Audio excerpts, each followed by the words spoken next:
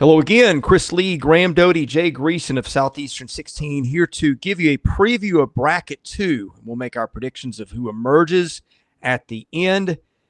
The games in Bracket 2, UCLA will play Murray State Sunday, 1 p.m. Central on ESPN, followed by Arkansas and LSU. We've done a single game preview for that initial Arkansas-LSU matchup in a separate video. What we're going to do today, we'll talk about the four teams in alphabetical order and tell you a bit about those, and then we will kind of give our analysis of how we think the bracket's going to go and give our picks at the end. Let's start with the Arkansas Razorbacks, Jay Greason. Your favorite hitter in the league, maybe, outside of Ike Irish, Charles Davalon, sets the pace for an offense that hit 124 home runs, stole 49 bases. Arkansas had an on-base percentage of .422, and boy, those guys got on base up and down the lineup. Literally every single starter for the Razorbacks, other than Cam Koziel, who checked in at .397, had an on-base percentage north of 400, I believe. And even Reese Robinette, a part-time starter, .440 on the season. They hit home runs. Davalon, Aloy, both Aloys actually, Koziel, Iredale, Helfrich, Maxwell, 13 home runs or more for those guys. Pitching-wise, Zach Root, I'll let Jay Greason give the jokes there, was the pace setter for them. He'll be the game one starter. Gabe Gackle started for them some. Landon Beidelshees, they used less later in the year. He's still on the roster. Aiden Jimenez, I'm guessing, probably won't throw. I don't know what the prognosis on him after what looked like an injury was, but, boy, they've still got guys that they can go at you with. Dylan Carter, Gage Wood, Cole Gibbler, all pro arms. Colin Fisher, same thing. Christian Fouch, Parker Coyle, same thing. Most of those guys, high 90 stuff with a nasty breaking ball. Then Will McIntyre, I think, is underused. I don't know if that's fair, but they didn't have to use him, but maybe underappreciated. Actually, McIntyre gave up fewer base runners than anybody on the staff and is a really nice change of pace. Arkansas can defend, it can hit, it can pitch. Jay Greason, this team is locked and loaded for Omaha. Locked and loaded, extremely talented. They've got 7 of their 9 everyday regulars with 13 or more home runs. You mentioned Davalon. It's no secret I love his energy. I love his intensity. I appreciate the intangibles he brings. And that's no disrespect to the Aloys, even though I'm not wearing a Hawaiian shirt. But I think the most critical person in the Arkansas program heading into this weekend, how does Dave Van Horn handle the moment? Because he's going to get asked 1,000 times between now and then about, are y'all the best program without a college baseball World Series title? Are you the best coach without a college baseball World Series title? Now that Danny Hall has left Georgia Tech. I mean, and he may be better than Danny Hall. I don't know. But this is the magnitude of this on Arkansas. They are, in Vegas's eyes, the number 2 favorite to win this thing. And rightly so. Tremendous year. I mean, tremendous year. But his demeanor and the way he handles this moment, I think if you want to script how Arkansas wants game one to go in a Titan-on-Titan matchup, it's going to look exactly like the Root Gackle narrow win over Tennessee in game one of the Super Region. Yeah. Mm-hmm. LSU will be Arkansas's opponent game one. The Tigers played great baseball in the postseason, did have one loss to Little Rock. But, boy, this is a team that hits for power, too. Jared Jones, Stephen Milam, Daniel Dickinson, Ethan Fry, all double-digit home run guys. Fry really came on late. They got Jake Brown, who can really run and was a hot hitter late. Derek Curiel, who's a future first-rounder a couple of years from now. I think he'll be a draft-eligible sophomore next year. Really came on late. Big on-base guy, .473 on-base percentage. Really like that lineup. Stephen Milam really hit in the Supers, too. The pitching, I don't think there's a better 4-man pitching tandem in the country. then Cade Anderson, Anthony Ianson, Kason Evans, and Zach Cowan, although Cowan did falter late, and it felt like they trusted him less. Don't know what the deal was there. Behind him, it drops off in terms of effectiveness. But, boy, those guys, Chase Shores, Jaden Newt, a lot of those guys, Connor Ware, just flamethrowers throughout the bullpen. But the results kind of came and went at times. It was a talking point for LSU, but LSU certainly has got enough talent to come through this thing, Graham. Yeah, they really do. And I just kind of think it's going to be all about the arms, as you alluded to, for the Tigers. We're recording this on Tuesday, so we are anticipating Anderson to start game 1 against Arkansas. I kind of think we would all be surprised if he does not. Anderson has just been, when he's on, he has just been incredible. 163 strikeouts, 28 walks, ERA at 3.58. So they're going to need him to go at least 6 or 7 really strong innings. And then you touched on the other guys. To me, what makes LSU dangerous, like the fact that you just mentioned Shores there late, Chris, and he hits 102 on the radar gun and just makes it look easy. That's just a weapon that not a lot of teams have. Like, he might not be your top guy out of the bullpen, but when he's out there, he can go 102. So that, to me, that is the difference for LSU pitching wise and everybody else. Their defense has been solid. In their offense, I just feel like their offense found something in the super regionals against West Virginia with the double-digit hits and the double-digit runs scored. If Ethan Fry catches fire like he did in the regional, especially that last game against Little Rock where he went 4 for 4, 5 for 5, whatever it was, if he has a big tournament, I mean, he could be a major, major X factor for this LSU team. So there's just not a lot of holes or weaknesses on this LSU roster, which is a big reason why I think they're going to go a long way. Graham, I'm going to have you talk about Murray State for a minute. The Racers, or I think they call them the Thoroughbreds in baseball, are probably the story in college baseball, as we do this on Tuesday morning after Murray State had a crazy ending to eliminating Duke that I guess had 2 dog piles. One before a call was overturned, and then the real one later. I don't remember if they actually dog pile in that one or not. But, boy, a team that has just gone through a ton. I mean, I thought they got assigned a brutal regional in Oxford, top to bottom. All 4 teams were good. Came through that with a loss. Came through Duke having lost a game there. So nobody can say Murray's not been tested. This team can really hit. 421 on base percentage as a team. Not so much hit a lot of home runs, although they got 4 guys who did the bulk of their work there. Jonathan Hogart, 22 bombs. Will Vierling, 10. Dan Talkin, 11. Carcer Gardner, 17. On the pitching side, wasn't always pretty, but they rode Nick, I guess it's Shutty. I can't remember how you say it. You'll know it. And company. They gave them enough. They've got a closer in Graham Kellum, who's pretty good, gave them 9 saves.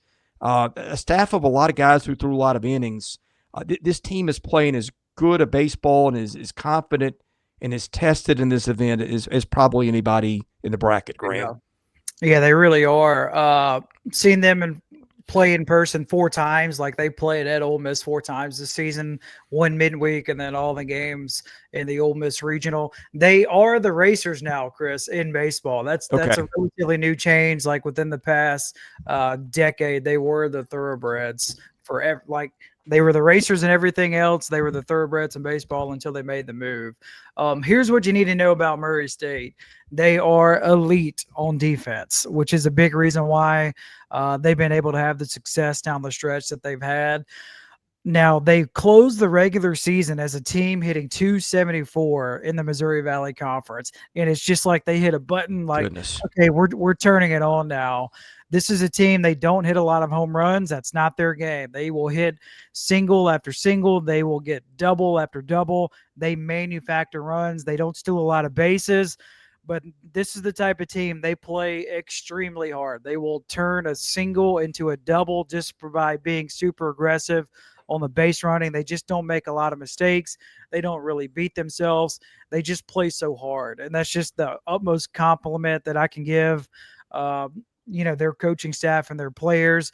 Really impressed with them just in their media sessions when they were in Oxford for the Ole Miss Regional. This is a team, guys. They lost 22 seniors on their team a season ago. Goodness. 22. So they had to go to the portal. They had to find high school guys that just kind of fit what they wanted to do. They are one of the better stories that made it to Omaha. First time ever. It's their first time to make the NCAA tournament since 2003. That story came out. The picture of their stadium, like they didn't get lights until like 10 years ago, something like that. The head coach cuts the grass. He makes under $100,000. Like, they are the underdog, but I mean, they don't really play like it or act like it. I can promise you they're not going to Omaha just happy to be there. So this is a team that's playing with a lot of confidence, and they're built around their defense, and they manufacture runs. Yeah, I mean, with all the stuff in college baseball right now, there's no way they should be there. The way they graduated all those experienced guys, the way that you just get rated as a mid and low major in the portal, anybody who's good, the big boys are going to come after. But you watched them. They hit 346 on balls in play this. It felt like when I watched them, they hit about 646. They make you make plays. Like, if you watched them and didn't know any better, you wouldn't. I don't know that you'd separate them much from, you'd think you're watching an ACC or an SEC team, just by watching Murray. You didn't know the conference, didn't know the name on the jersey. Big credit to what they did, because, boy, they were tough to watch and fun to watch throughout the tournament. And they are here not because they're lucky. They're here because they're good. Yeah. UCLA is the last team we'll talk about. That's the one that the three of us have seen the least. I saw them early in the year in a game with Vanderbilt and saw them a little bit throughout the tournament. The story for the Bruins, might have slept on them a little bit. There's some talent there. Rock Chalowski, it's spelled R-O-C-H, but I think it's pronounced Rock, is a future pro, power hitting infielder, 494 on base percentage, slugged 742, hit 23 home runs. AJ Salgado, 12 home runs, 14 steals. They got on base, 414 as a team, hit 78 home runs, and they stole 61 bases. On the pitching side, team ERA of 4.41. They didn't give up a lot of unearned runs. And, yeah, I mean, just a lot of guys who threw a good number of innings for them. Michael Barnett, Landon Stump, Ian May, all through 68 innings plus. Their closer is Justin Lee, who's a pro prospect, had a 6.32 ERA and had a lot of control trouble. But, tough guy to hit, keeps the ball in the park for the most part. Pretty decent ground ball tilt. Did give up a lot of home runs this year. That was a problem too. So maybe where it's going is something he had an issue with, but he's a talented guy. Yeah, I didn't see these guys as much, but very impressive run for the Bruins, who match up with Murray State in the first game, their first game of the tournament. All right, guys. How are we seeing this tournament? What are we watching for is key things in terms of who advances. Jay, I'll start with you. Well, the biggest key is who wins Saturday night, Arkansas or LSU. I may have looked at a wrong or a not up-to-date numbers, but we talked in the LSU Arkansas preview that this is 1 and 2 in terms of all the betting numbers. Those numbers have now dipped from 300 and 320 for LSU and Arkansas to 200 and 230 as the odds-on favorite, not to win that game, to win the whole kit and caboodle, which makes me wonder, not only is it in terms of fairness, when we get to this point, do we reseed? You want to know who else wants to reseed? All of the businesses in Omaha who make their Christmas money this week, because they want Arkansas and LSU there as long as possible. Correct. Yeah. And so the one game hinges this. So the winner of Saturday wins, and I think LSU wins Saturday. So I'm taking LSU to win to get to the title series. Just some fun nuggets. So like 7 different conferences represented in this one. SEC has the most with the 2. I saw this stat this morning. This is the first time since 1957 that none of the 8 teams that made it to Omaha this season were in it the previous season. So first time that's happened since 1957. I think on the other side of the brackets, to me, Coastal Carolina is a dangerous team. I would not be surprised at all if they make it to the championship series. Earlier, Jay said that they got the 3rd best odds of any other team of the 8 in Omaha to make it to the national championship series and to win the whole thing. Coastal, to me, they're dangerous just because they can really, really pitch it, and they're really, really good on defense. I just think this Omaha might not have like the star power that we've seen here, like within the past 5 to 10 years, but it's got the best stories just because you got what Oregon State had to do. Independent baseball, piece together a schedule. They go back to Omaha. The Murray State story is a fun one. Just a team from the Missouri Valley Conference making it to Omaha, and then just all the other ones as well. Arizona, just their start and how badly their start went for them to beat North Carolina and Chapel Hill to punch their ticket. So there's lots and lots of storylines. I think the favorite is going to be whoever wins that LSU Arkansas matchup. I picked LSU to win that one, so I think it's going to be LSU, Coastal Carolina to play for the title. Yeah. So we're going.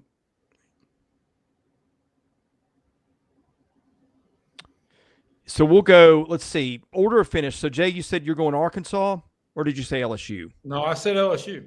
Okay, LSU followed. I guess Arkansas will be your runner-up. You got a 3rd place in the regional. I think Murray State's dream. The dream ends. I mean, the numbers are staggering in terms of top-end talent, and it also, in a whole lot of these moments, the mission accomplished type of thing impacts you before the next step. You see it in basketball when teams reach the Final Four. You see it in college football when surprise teams actually just reach the playoff. And so I'm going LSU 1, Arkansas 2, UCLA 3, and Murray State racering to the bottom.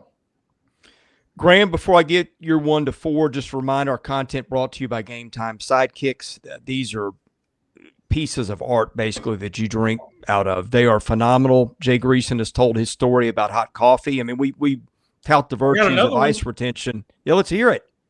All right. So I'm at a basketball tournament. You can hear the lead into the basketball tournament on the LSU Arkansas preview. So I'm wearing an Auburn shirt because I'm an Auburn graduate. I'm sitting there waiting for my daughter to play in this high school basketball tournament this morning. And a guy with an Alabama shirt walks in and he sees my Game Time cup. There we go. Man, these cameras are impossible to figure out. I mean, so he sees my Game Time cup and he's wearing an Alabama shirt and an Alabama hat. And he goes, man, that's a cool cup. Where'd you get it? I said, hey, GameTimeSidekicks.com. Figure it out. And he goes, nice shirt. And I said, yeah, you too, jackass. And so he was with the other team. I was with my team. But he admired the cup. See, this is the bridge that the league brings people together. Absolutely. It is. Yep. It's the bridge that we all need. Well, you can get yours, GameTimeSidekicks.com. SE16, get you 10% off your order. Father's Day gift. My goodness. I'm going to get one for my dad for Father's Day. And your dad will love it. I promise you. Quality is unbelievable. The paint stays on. Anything and everything you want in a tumbler, this is it and more. They make several different models. Anyway, back to predictions. Graham, you're 1 to 4 on this side of the bracket. I'm going to go LSU 1, Arkansas 2. I will go Murray. I think Murray will win a game just because of the way their offense is playing. So Murray 3, I'll go UCLA last. Now, these rankings are completely different if we do uniforms, because when it's done right, that UCLA color scheme is money. It Yeah. Tough to beat. Murray's got the conservative Milwaukee Brewers look going on too. I kind of like those. So only if anyway. Euchre's in the press box. Absolutely. Get outside, try the corner. Yeah, I'm going to go, and I took LSU to win game 1. But I just think Arkansas is built for this tournament. They can come through the losers bracket. They've got the pitching. I think it's the toughest lineup in the regional to pitch to. I'm changing my pick after watching these teams. I had LSU pre-tournament. I think Arkansas right now is the best team in the tournament. It may be the best suited to take a loss, which I think, again, it probably will in game 1. Give me the Hogs to win it, followed by LSU. I'm going to go UCLA and Murray State, but really don't have any clue what's going to happen in that other one. Frankly, no clue what's going to happen in either of the first games. Graham, did it feel like Chris just took his gambling predictions to the yard and hedge his bets a little bit? I thought you were going to make a politician joke, flip-flopping back and forth. Yeah. I don't trust men who wear flip-flops. I know. Well, here's what it is. I don't need to see your toes. Who do you think you are, Caesar? You're not going to see my toes. I just when I watch Arkansas, I think the pitching depth and the 1 to 9 in the lineup is just that's murder. Give me I would rather pitch to a lineup where you have to pitch around 2 dudes, and like that was LSU's problem a few years ago. Not their problem now, but like once you got past Trey Morgan and Cruz, you got the bottom half of the lineup, and it was like pretty easy sailing. Arkansas is the opposite of that. They got dudes that are pro hitters like Helfrich, Davalon, both the Eloy brothers. And then they just, good grief. We haven't even talked about Brett Iredale, which tells you how much talent there is in that lineup.